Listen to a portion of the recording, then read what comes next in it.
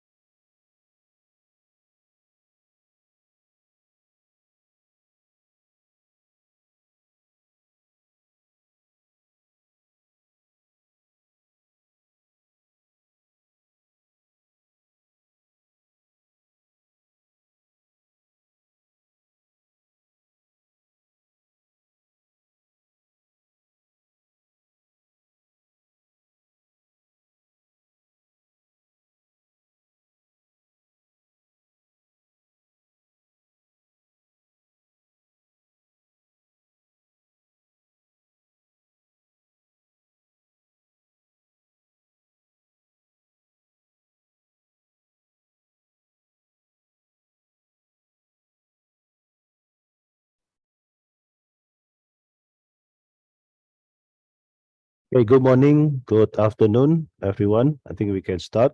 Okay, so thank you for your coming to this session. Okay, so we have a tech talk about the CISO's perspective on identity protection.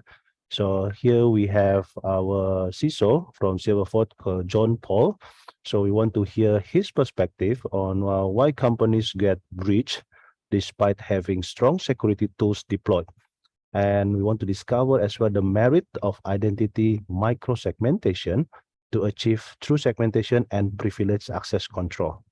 Okay, so just a bit rule of the session here. Okay, so if you have any questions and so on, feel free to put it in the chat. Okay, so we will take a look on this. Okay, and we will make sure that we answer each question that you have asked. Okay, and by the end of the session, we will also have a small feedback session. So please do help us to fill up the survey and to make this tech talk more useful for all of us as well. Thank you. John, I'll pass it to you.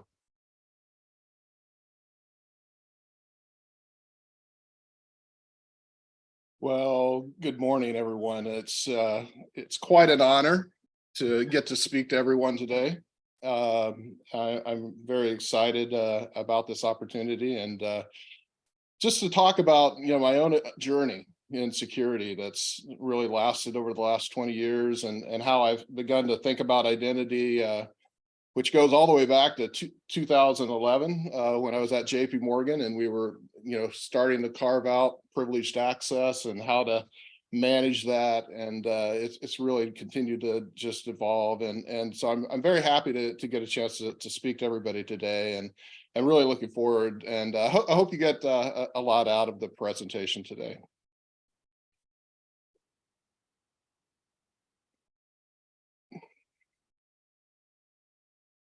Okay, so what I really want to talk about is identity as a foundation to zero trust. You truly cannot have a zero trust if you don't have control of your identity and you have that comprehensive view into identity that is really creating this almost control plane or fabric that underpins everything that you do in your ecosystem as when you're protecting your organization. And I think it really comes down to really two things: identity threat detection and response, and unified identity protection. And so I'm going to talk about those concepts today, but I really want to talk about it in the context of, we've been doing this for a long time. We've been investing in security, and yet, there's these great companies out there and they continue to get breached. Why are they getting breached? And so, that's going to be the core of kind of what we're going to talk about today. So if you think about the trends, and I got this from Gartner, but if you think about the trends in cybersecurity, identity has been growing exponentially as a trend. Identity protection, it's so much so that Gartner's really created a new category called identity threat detection and response. And it's this notion, right, that identity is the underpinning of almost every breach that occurs. And so, and this comes from 2022, but in 2023, Gartner's even talking about a trend called identity fabric immunity. So the idea that you can create an immunity across your organization that protects identity everywhere it exists. And if we could do that, we could dramatically reduce the attacks that occur in an organization, the impact of those attacks from a financial perspective. And so it's really not just focusing on identity like we have been, which is at the point of authentication, multi-factor authentication, privileged accounts. How do we protect them when people are initially entering the environment, initially authenticating? But it's really that post authentication. How do we protect at the after they've already identified themselves and they're going about their business? Because the true idea behind zero trust is this notion that we can't trust the identity even after it's done that initial authentication, because it could have been compromised, right?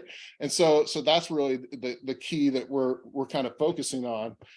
And if you look at identity as a rising attack surface, it probably accounts for, I'd like to say 100% of all breaches, but statistics would say 85% of all breaches have an identity component, a compromised identity that occurred. And you have that in the public internet from an account takeover perspective. You've got VPN compromises where people get remote access from a compromised identity or a compromised VPN session. You've got endpoint compromises that result in lateral movement through the organization. And so all of these things are all centered around identity. And so it's those compromised credentials, that lateral movement that occurs after those compromised credentials. And even though we've gotten better with multi-factor and even passwordless authentication, we're trying to step the game up. Social engineering, man-in-the-middle attacks, all of these different ways to compromise are still occurring, and identities are being compromised. And once they're compromised, they're really leading to that level of compromise and attack. So that's really the question, I guess, for today. If you're trying to prioritize your security spend, if you're trying to think about where do I need to invest my money, my premise for you today is really around identity protection. This is where you need to be focusing your effort. We've done a great job at building fences, building gates, EDR and vulnerability management systems and SIEM and privileged access management and threat management systems. We've done a great job putting all these tools in place, but yet, and so is everyone else, so are all these other companies, but yet you see them being in the news. They were breached. And what's the common thread in those breaches? An identity was compromised. And I think, the premise that I'm trying to make for you today is I think, as a CISO, as I would read the news, I'd say, oh, once they've compromised an identity, it's all over. That's what there's nothing they could do. But that's not true. Identity protection, identity detection and response, that unified approach really starts at the point of what happens after that identity is compromised. How can we protect it? How can we look at what they're doing after they have control of that identity. And so that's really the key here that I'm trying, the journey that I want to take you through, because there's a lot of gaps around the things that we built. There's privileged accounts and service accounts. There's legacy protocols. There's a lot of command line interfaces that happen. So it's the things that are happening that don't trigger a lot of alarms. They're not going to trigger issues with these tools, but there are ways to get around the fences that we've built and the gates that we've built, admin interfaces and those kinds of things. And so it's the true gap that everyone's exploiting when someone is breached. And there's been a lot of noteworthy breaches, right? And again, what's the common thread? We've heard of Uber, T-Mobile, you probably see some of these companies.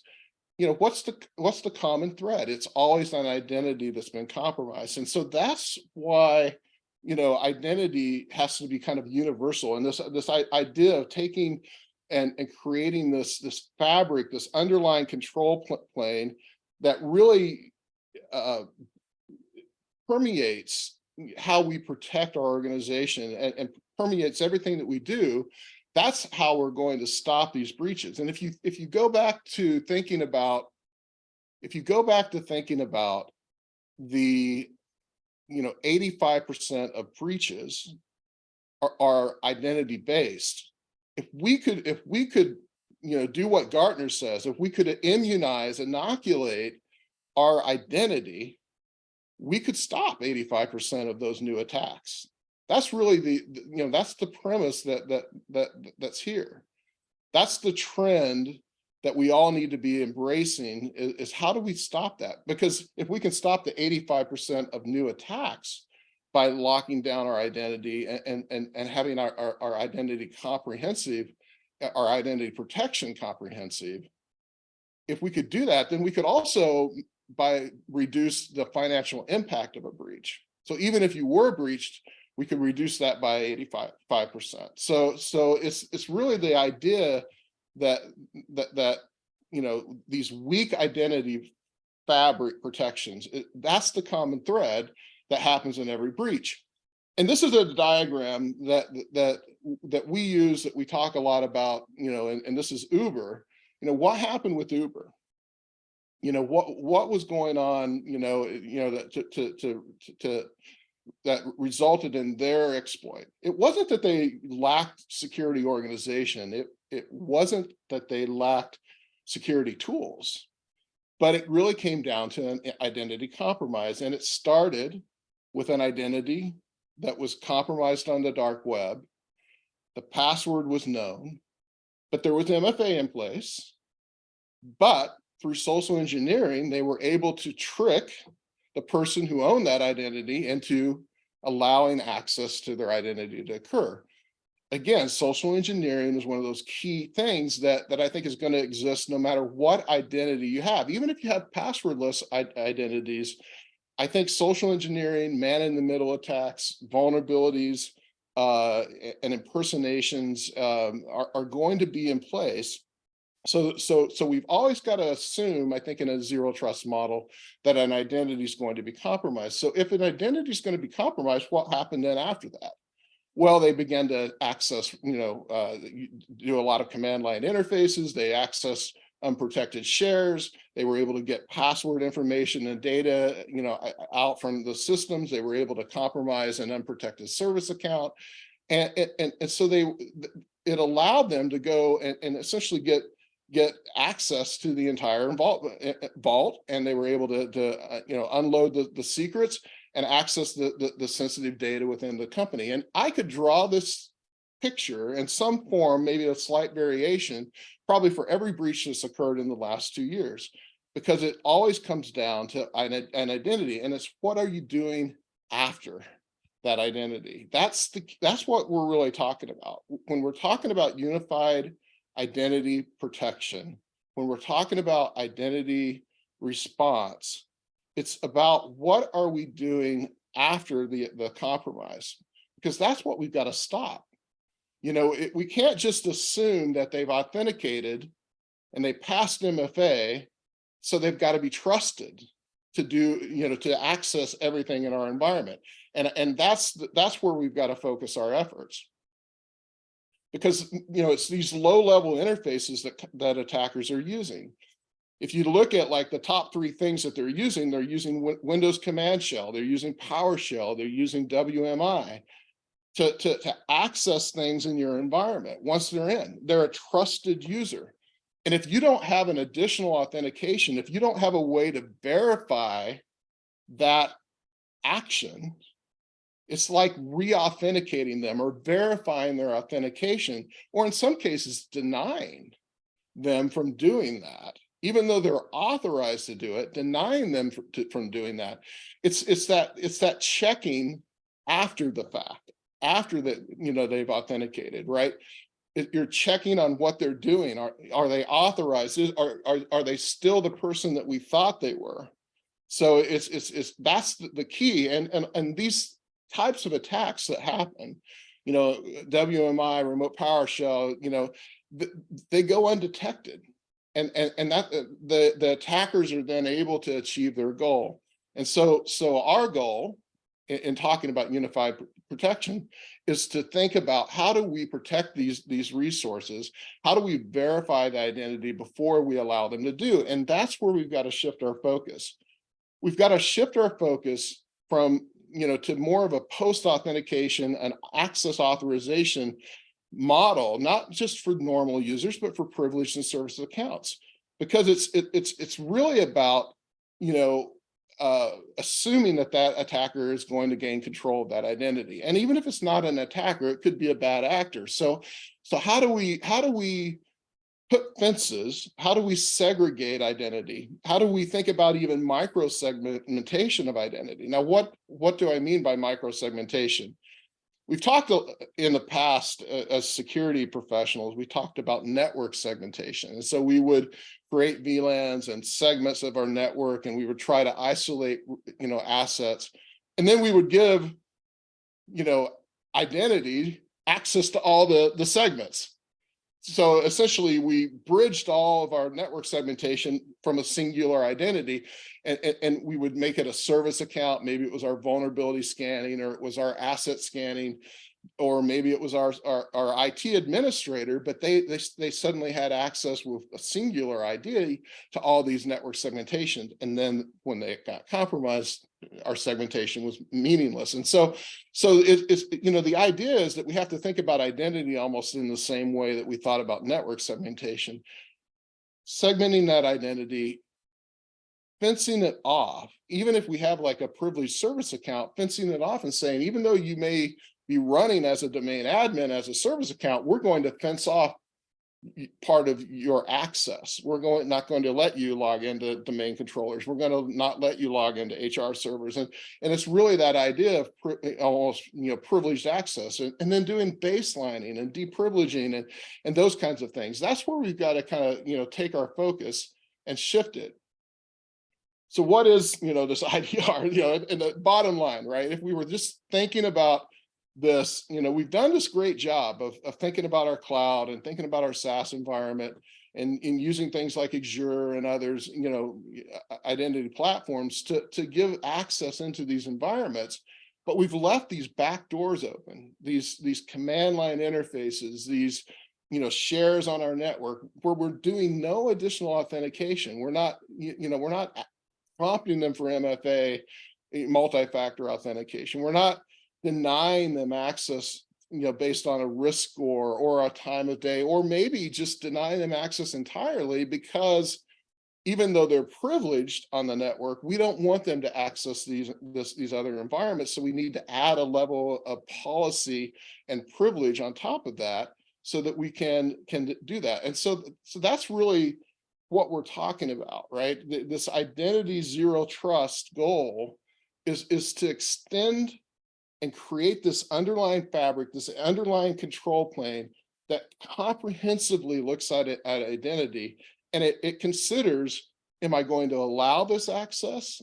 Am I going to, challenge this access? Am I going to verify it, maybe with, multi-factor authentication? Am I going to add an additional step before I can run a PowerShell that you must you must approve a multi-factor authentication before I access this share? I need to re-authenticate, or am I going to just block it entirely? Am I going to deny it, even though it's authorized to do so? It may be a domain admin, but I'm not going to allow it to have access to this environment for a number of reasons. Either by a policy or by a risk score or by some other criteria. I'm going to put privileged access control and fence off that into my environment, and do that comprehensively, both for legacy platforms, for things that we've developed, as well as my cloud environment. That's the key to truly getting to zero trust. And if we can do that, we can then immunize and inoculate our identity and prevent that from being used maliciously. Because again, it's what happens after, right? After I've authenticated, that we need to stop. That's what the attackers are exploiting. They're exploiting these open interfaces, these normal things that anyone can do, or that a privileged account can do. That's what they're exploiting and that's how they're breaching these companies. So when you think about like use cases that might be out there for identity protection, it might be gaining visibility, threat detection, auditing my platform, looking for lateral movement. Because if you truly have this fabric, if you truly have this underlying control plane, you have the capability to see everything that's occurring, every identity, every action requires authorization. And so if I can see that every action that's occurring in that authorization, I can get a lot of information about how identity is being used and detect that lateral movement, shifting left on the MITRE attack curve so that I can respond quicker. It might be setting up multi-factor authentication to do a step-up authentication, an extra verification for an unprotected asset or for a command line interface. It might be, discovering service accounts or, hybrid service accounts or shadow service accounts that people have set up using their own credentials. It might be discovering and restricting access to those, fencing them off, containing them so that they can't be misused, so they can't access sensitive data, even if they have that privilege otherwise. It might be responding to those identity attacks in real time, responding to ransomware, doing these adaptive policies almost from an AI perspective, from a risk score perspective to actually contain that identity. It could be consolidating your hybrid platform, right? So into a single platform. So maybe you have multiple platforms that you're trying to work, and you need to bridge kind of the legacy world and the cloud world and all these non-web resources into kind of the single model. So, how can we create that efficiency, that optimization? Identity protection can help us do that. And again, that, I talk about this micro-segmentation, truly getting to that zero trust model and segmenting off my identities in an effective way so that I don't have all of these bridges to the entire network, so that I can control, those identities. Those are, I think, the primary use cases when we talk about identity protection. Silverfort, we took a survey. We asked, 150 CISOs and CIOs, what's your big protection challenge? A lot of people talked about MFA, right? That step-up authentication, that verification. Because again, if you go back to Uber, if there had been verification, additional MFA challenges, additional challenges to the actions that the attacker was taking after they had MFA bombed and after they had gained control of the identity, it could have been stopped. It could have been slowed down.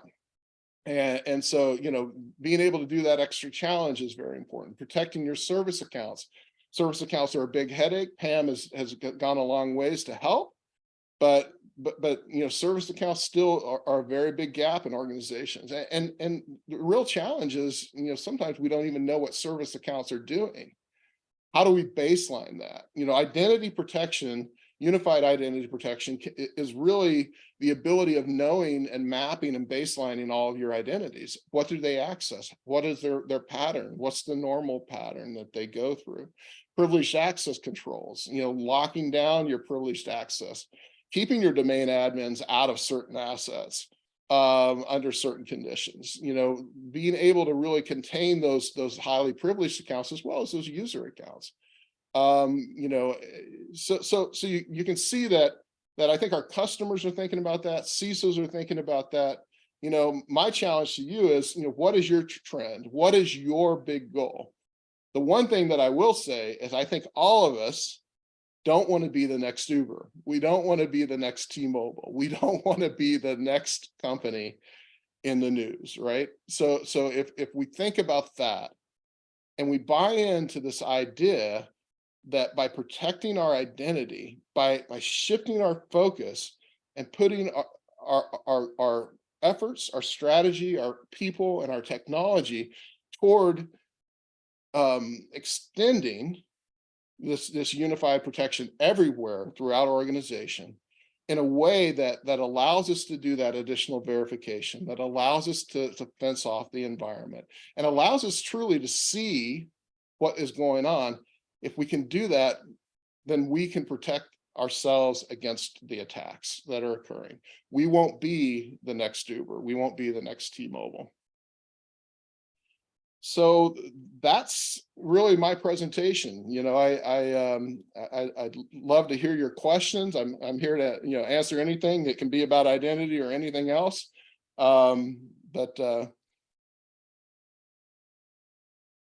Yeah, so for everyone, if you want to have some question, feel free to put it in the chat. Okay, so we will make sure that we answer each question that you have.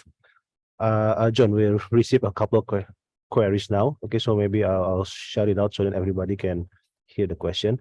So the first question is, you mentioned about identity micro-segmentation in one of the pages.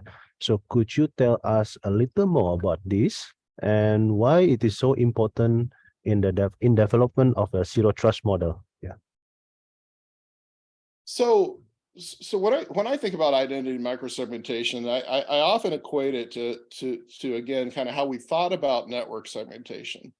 The reason we wanted to do network segmentation is we wanted to create almost islands in our network that protected our most sensitive assets. We wanted to create zones that we put our security services in, and our HR data and our financial data, and really segment that. So when I think about identity segmentation, the problem is we still have very privileged identities, and these privileged identities, we create them for service accounts, we create them for our IT staff, for our security staff, and we create them for our, the services that we need to operate our environment, and in doing so, we essentially tear down all of those walls, and we create these super identities. And so when I think about micro-segmentation, it's really how do we contain these privileged accounts? How do we contain these user accounts? How do we fence them off to exactly what they need and nothing more? It's that least privilege almost identity. So for service accounts, just because you have a highly privileged service account doesn't mean you need a highly privileged service account, doesn't mean that you access everything. So the first step in micro-segmentation is to understand what that service account is actually doing. What is the pattern under which it is accessing information? What does it actually access? Does it access everything on the network? So I think that the first step is baselining it, and then locking down that privilege by policies. So taking our unified platform, our identity platform, and locking down to allow that identity only to do what it needs to do. And to lock off those other areas of the network that it might access. And it's that fencing and containing. But I think it goes farther than that. It's really kind of this idea that we can control and contain identities not only by what they're authorized to do, but by risk scores and by looking at the patterns under which they operate. And I think one of the challenges that I've seen a lot of organizations struggle with is they have these highly privileged IDs, and they're worried about what happens with them, and they should be, right? The security team has this highly privileged ID. What are they getting into? The IT guys have, the desktop guys have these highly privileged IDs. So this idea of micro-segmentation or segmentation really gets down to this fundamental of locking down identities to their least privilege, and that may even mean that to deny them access, even though they're otherwise privileged to have that access. Even though you're a domain admin, we're not going to allow you to have access to our financial data. We're not going to allow you to have access to the HR information. We're not, maybe we're going to not allow you to access a domain controller. Or, maybe even though you have that privilege, we're going to lock that down. And I think that's the real kind of, in a nutshell, what I'm talking about. It's this idea that you've got to think about identities being very segmented, not being global, and really locking them down both on a risk basis and a policy basis to only what they should do and what they should access, and try to not have these super IDs where possible, right? And even if you have those super IDs, not give them access to everything all the time. So. That's great. Okay, thank you, John. Okay, so I hope that answered the questions. Okay, I received one more questions. Okay, so it's a good solutions. Okay, thanks for your sharing. And if, let's say, for example, we want to recommend this to bring up the identity protection to our management here and the board, right, as a top strategic priority. So do you have any recommendation how to do that and how to get maximum buy-in and support from the upper management? Well, I think the challenge, if you're a CISO or you're leading an information security organization, or perhaps you're trying to make that pitch to your management team within the company, I think boards and management and senior management have become very skeptical about technology. I think one of the problems that we have as security professionals is we're often pitching a technology, and sometimes we're pitching it because it's the coolest thing, it's the best in breed, everybody else has got it, and I think boards have become very skeptical about that. And so what I believe, is a pretty effective strategy for that is not to talk about the technology, but to make it a risk-based discussion, because senior management, board level, directors, it's all about risk. It's about, how much am I exposed versus how much am I, do I need to mitigate that, and how much is that going to cost? And so, you can use the example that I used, which is, how did Uber get breached? How did T-Mobile get breached? Because what you can ultimately, talk about as a security professional is, even though we've invested in all these great technologies, even though we've, built these great organizations, we have a lot of people, we're as vulnerable as they are. We can easily be the next Uber because we have not figured out how to protect identity throughout the organization. We have all of these back doors where we do no additional challenge, and that's the technique that every attacker is using when they breach a company. And so if we can lock those down, we can prevent, probably 85%, 90%, we can prevent all new attacks against our company. And even if they are able to get an identity, we can reduce, another 80% the impact of that breach, the financial impact. So you can start to put real numbers, to that, because even the most simple breaches, the most simple breaches are going to, be $50,000 or more, in legal fees. And I've seen them balloon, with class action lawsuits and other things where they suddenly are the most simple breach, but yet they're in the millions of dollars, of true net impact. So I think it's very, important not to make it so much of a technology discussion, but really talk about the risk. Yeah, we need a technology to close it, but let's talk about the risk with our management team. And I think it's also very effective if you can get, others to understand and to partner with you. If you're a security professional working with your CIO, with your technology team, if you're a technology person, getting your security team to really look at it. And again, even though it's identity, it really permeates everything that we do. Identity is everything, right? Show me an organization that isn't using identity. I mean, if you didn't have identity, there'd be nothing to steal, right? There'd be nothing, it's everything that we do. And so I think taking that and making that the conversation is how you effectively sell it, and we do need to sell it, because I think as a group of companies, if we all are suffering from this problem.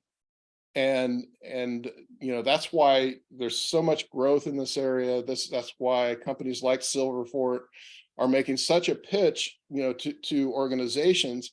And often it's too late. Often it's the organization that got breached that's now coming to try to figure out how to protect this identity so it doesn't happen again. And so we have to find ways to be more proactive as organizations and to really, take this ability to, as I said before, inoculate us from these identity gaps that we have in our organization, because they're the things that are going to get us compromised. And it really is just a social engineering attack away from being real. And so, that's how I would do it. I think you've got to put it in business terms that your management team and your board is going to understand, and they understand losing money, and they understand the impact of a breach, and I think you just have to find ways to use these real world examples, just like I did. Why are companies that have millions and millions of dollars of spend on cybersecurity being breached? Well, it's because they haven't figured out how to protect the identity. Thank you, John. That is so that's and that's John's, everyone. Okay, so share his perspective as a CISO on the importance of identity protection. Okay, so let me check if we have some more queries. No, we are all good. Okay, so I think that is all for us. Thank you, John, for your sharing perspective. Okay, really appreciate that.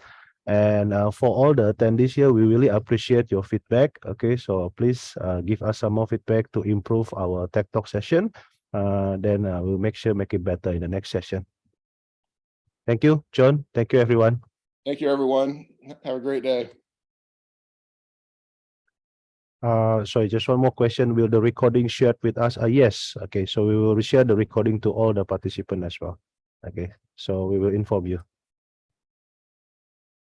And I would just add, if look me up on LinkedIn, it's Paul Cunningham. Paul Cunningham.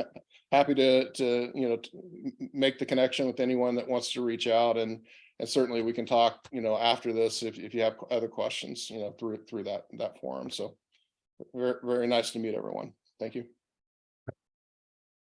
Thank you, everyone. Okay, for attending the Tech Talk session. See you again.